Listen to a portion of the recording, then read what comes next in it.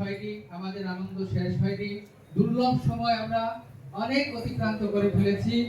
আর এই মাত্র আজকের রাত্রিটুকু আছে, সকলের কাছে সবিনয় নিবেদন, পরবর্তী পাঠক মহারাজ আরো সুন্দরভাবে ভগবানের লীলা বর্ণনা করে আপনাদেরকে বুঝিয়ে দিবেন, যেটা ভজন পথের পাথেয় হয়ে থাকবে আপনাদের জন্য। এই আনন্দের এই সময়টুকু গ্রহণও লেগে গেছে। গ্রহণের সময় উচিত ভগবানের নাম করা অথবা ভগবানের নাম শ্রবণ করা, ভাগবত শ্রবণ করা। এই মহা সুযোগ আপনারা নষ্ট করবেন না।